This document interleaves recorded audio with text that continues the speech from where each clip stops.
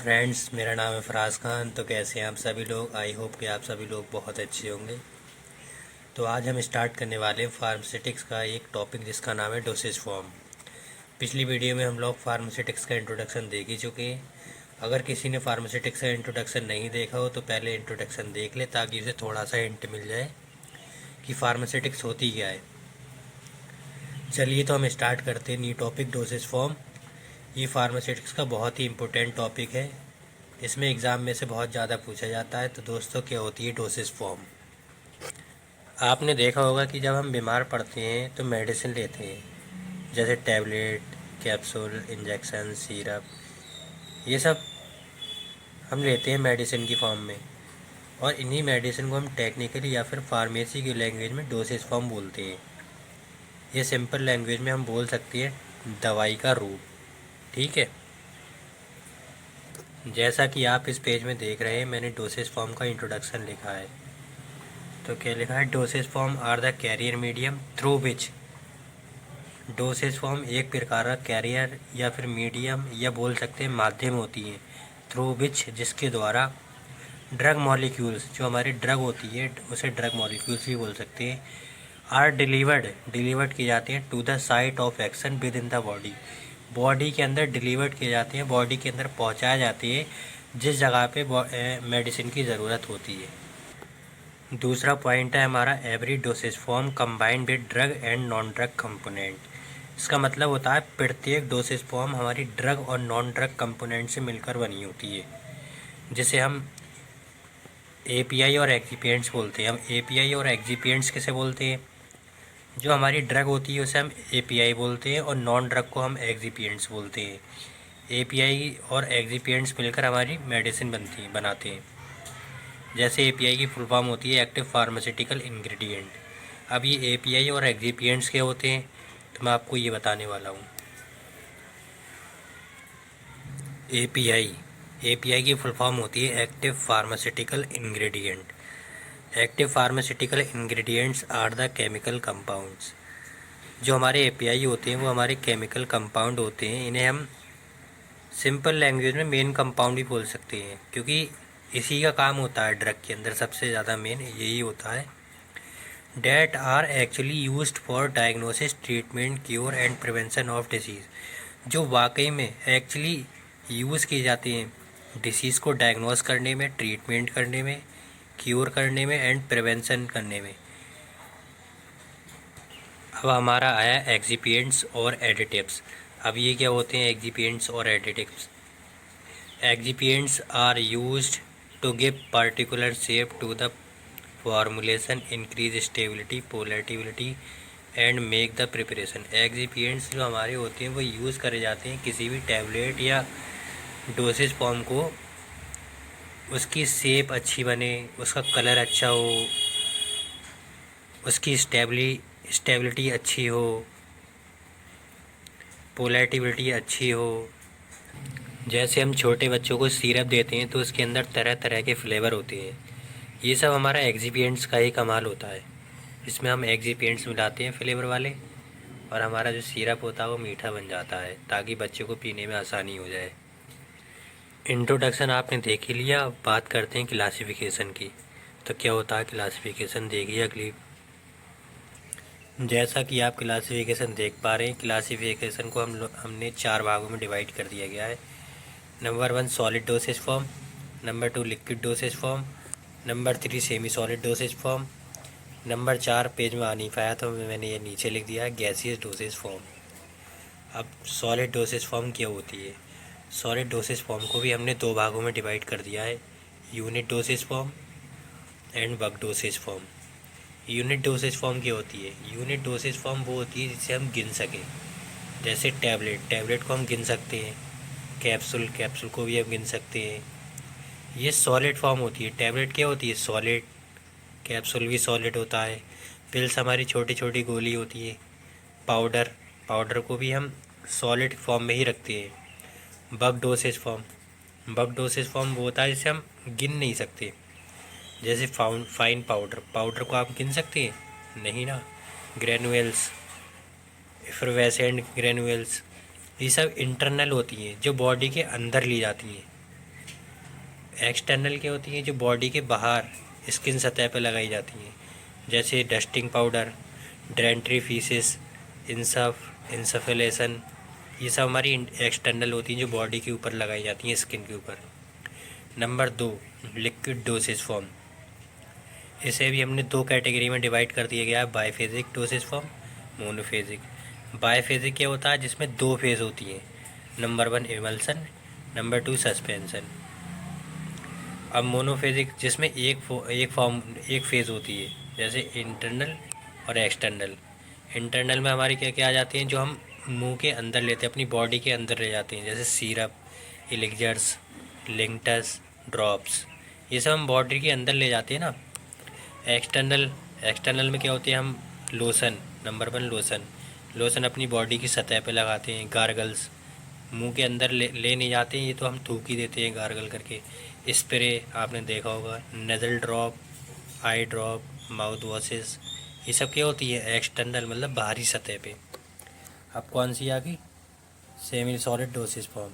Semi solid dosage form हमारी वो होती है जिसमें ना तो सॉलिड होता है, सॉलिड डोसेज फॉर्म होती है, ना ही लिक्विड डोसेज फॉर्म होती है, थोड़ी सी विस्कस हो जाती है, जिसे हम सेमी सॉलिड डोसेज फॉर्म बोलते हैं। सेमी सॉलिड डोसेज फॉर्म 2 प्रकार की होती है, इंटरनल और एक्सटर्नल। इंटरनल के होते हैं जो हम अपनी बॉडी के अंदर ले जाते हैं, जैसे फसेसरीज, सपोसिटरीज। Number 2 external. एक्सटर्नल मतलब जो हम बाहरी सतह पर लगाते हैं, जैसे ऑइंटमेंट, क्रीम्स, पेस्ट, जेल्स। ये आपने देखा होगा, हम बाहर ही लगाते हैं अपने, जैसे चोट वगैरह लग जाती है तो हम क्रीम्स लगाते हैं। पेस्ट जिससे हम ब्रश करते हैं टीथ। जेल्स जो हम बालों में लगाते हैं, आपने देखा होगा, ऊपरी ऊपर तो लगाते हैं, ये सब हम बॉडी के अंदर थोड़ी नहीं ले जाते। पेस्ट थोड़ा छोटा पड़ गया था तो मैंने 4th जो फॉर्म है हमारी, वो मैंने नीचे लिख दी है, जैसे आप देख रहे हैं, गैसीय डोसेज फॉर्म। ये भी 2 होती हैं इसके अंदर, एक एरोसेल्स, इन्हेलेशन। जैसे किसी की सांस फूलने लगती है तो हम नेबुलाइज़र लेते हैं। नेबुलाइज़र आप देख रहे हैं गैस की फॉर्म में होता है, वो गैस ये आप देख रहे हैं ये, ठीक है। तो ये हमारे 4 भाग हो गए, 4 जगह हमने इसे क्लासिफाई कर दिया डोसेज फॉर्म, जैसा आप इस पेज में देख रहे हैं। मैं इन सबको डिफ़ाइन तो नहीं कर सकता, लेकिन कुछ इम्पोर्टेंट डोसेज फॉर्म है जिन्हें मैं डिफ़ाइन कर दूंगा आपके लिए, और आप पढ़ लेना, ठीक है। तो दोस्तों हमने क्लासिफिकेशन देख ही लिया है, अब हम क्लासिफिकेशन को थोड़ा सा डिफ़ाइन कर लेते हैं। तो हमारी पहली फॉर्म होती है solid dosage form. Solid dosage form में 2 फॉर्म होती है हमारी, number 1 unit dosage form, number 2 work dosage form. Unit dosage form में हमारी क्या क्या आती है, नंबर 1 टैबलेट। टैबलेट सबसे ज़्यादा मोस्ट यूज़फुल मेडिसिन होती है। सबसे पहले डॉक्टर हमें टैबलेट ही प्रिस्क्राइब करता है, उसके बाद हमें लिक्विड डोसेज फॉर्म या फिर कोई और डोसेज फॉर्म प्रिस्क्राइब करता है। तो टैबलेट क्या होती है, tablet is a solid dosage form. सबसे पहले हम वही लिखते हैं, जैसे टैबलेट कौन सी फॉर्म होती है, सॉलिड डोसेज फॉर्म। सॉलिड में भी कौन सी होती है, यूनिट। तो हम इससे ही डेफिनेशन वाला लेंगे, जैसे tablet is a solid unit dosage form which consist of API and pharmaceutical excipients. जो क्या क्या कंसिस्ट करती है, API को, active pharmaceutical excipient ingredients and pharmaceutical excipients से मिलकर हमारी टैबलेट जो है बनती है। टैबलेट में vary in size, shape, weight, hardness and thickness. Tablet जो हमारी होती है थोड़ी हार्ड होती है और उसका थोड़ा शेप भी होता है, इन साइज भी होती है। सेकंड हमारा आ गया कैप्सूल। कैप्सूल हमारे क्या होते हैं, कैप्सूल जो है हमारा जिलेटिन सेल से मिलकर बना होता है। तो मैंने वही लिखा है, कंसिस्टिंग ऑफ जिलेटिन सेल। जो कैप्सूल होता है हमारा जिलेटिन सेल से मिलकर बना होता है। देर आर ऑफ 2 टाइप, इसके 2 प्रकार होते हैं, number 1 hard gelatin capsule, number 2 soft gelatin capsule. हमारा हार्ड जिलेटिन कैप्सूल आपने देखे होंगे, जैसे बी कॉम्प्लेक्स कैप्सूल जो होती है, या फिर अमोक्सिसिलिन कैप्सूल आपने देखे होंगे, ये हमारे थोड़े हार्ड होते हैं। ये रेविप्राजोल कैप्सूल होता है, ये भी थोड़ा हार्ड होता है। लेकिन जो हमारे मल्टी वाइटामिन या फिर कैल्शियम के कैप्सूल बने हुए होते हैं, वो थोड़े से सॉफ्ट होते हैं। कैप्सूल हमारा 2 पार्ट में डिवाइड होता है, number 1 body, number 2 cap. Cap जो होता है, कैप का पार्ट वो थोड़ा छोटा होता है, बॉडी हमारी थोड़ी बड़ी होती है कैप्सूल की। तीसरा हमारा आ गया पाउडर्स। पाउडर्स हम एक्सटर्नल में भी यूज़ करते हैं, इंटरनल में भी यूज़ करते हैं। इंटरनल में कैसे यूज़ करते हैं? पहली बात तो ये हमारी यूनिट डोसेज फॉर्म होती है।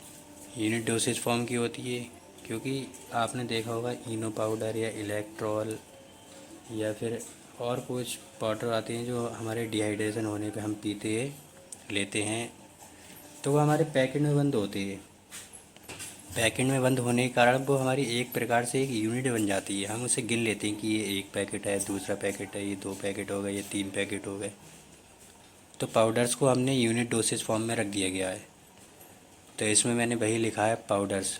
पाउडर्स क्या होते हैं? यूनिट डोसेज फॉर्म होते हैं, meant for one time use, जो एक ही बार इस्तेमाल किए जाते हैं, एक ही टाइम के लिए। जैसे आपने इलेक्ट्रॉल लिया, इलेक्ट्रॉल को एक ही बार में तो यूज़ करते हैं, 3-4 बार में यूज़ थोड़ी नहीं करते हैं। या फिर इनो पाउडर होता है, एग्जाम्पल में मैंने लिख भी दिया है इनो पाउडर आपका।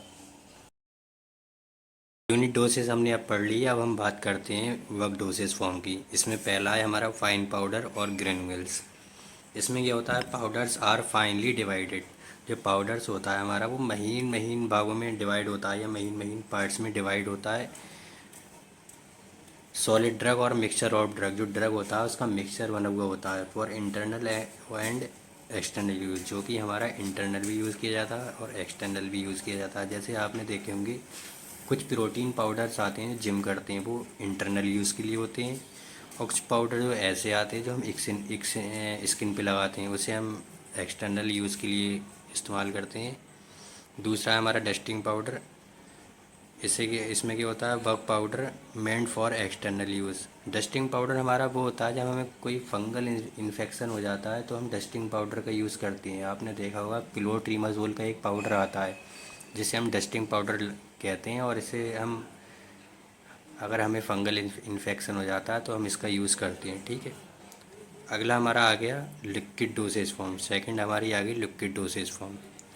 इसमें 2 फॉर्म होती हैं, एक मोनोफेज, 2 फेज़ होती है, नंबर 1 मोनोफेजिक, नंबर 2 बायफेजिक। तो हम पहले बात कर लेते हैं मोनोफेजिक की।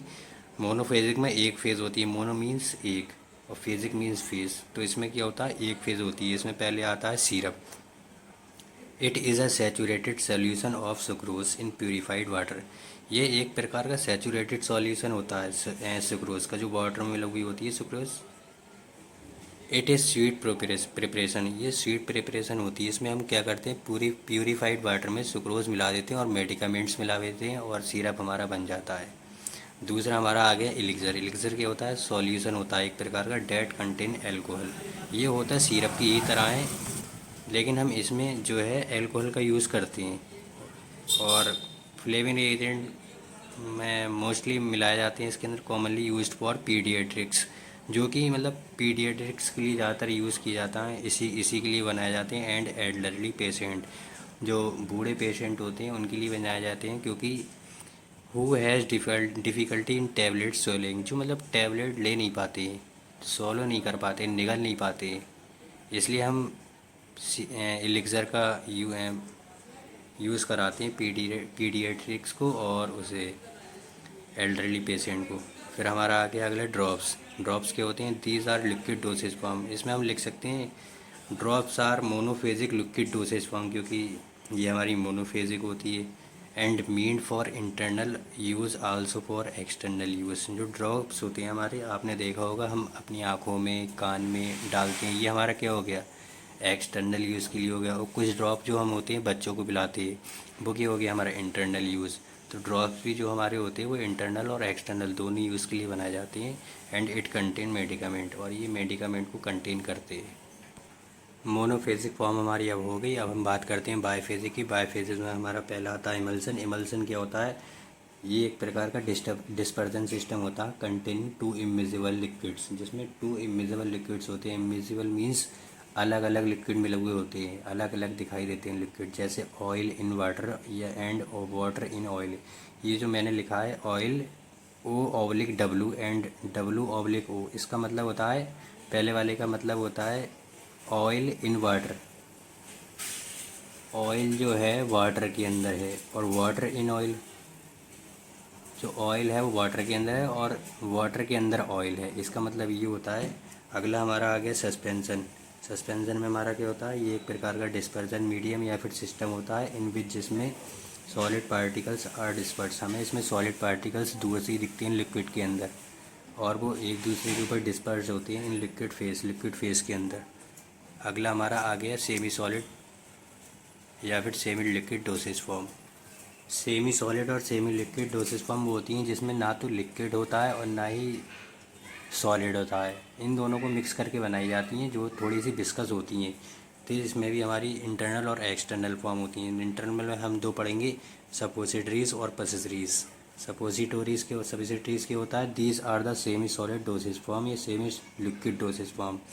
ये एक प्रकार की सेमी सॉलिड या सेमी लिक्विड डोसेज फॉर्म होती है which is inserted into the body, जो बॉडी के अंदर इंसर्ट कराई जाती हैं या बॉडी कैविटी में इंसर्ट कराई जाती हैं अदर देन माउथ।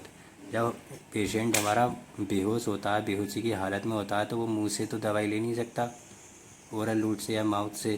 तो हमें कुछ ऐसी डोसेज फॉर्म भी बनाई गई हैं जो हम डायरेक्ट बॉडी के अंदर इंसर्ट करा देते हैं। इट इज़ रेयरली यूज्ड, जो बहुत कम यूज़ करी जाती हैं। When patient is not in the condition to take medicine orally, ये तब दी जाती हैं जब पेशेंट ओरली मेडिसिन नहीं ले सकता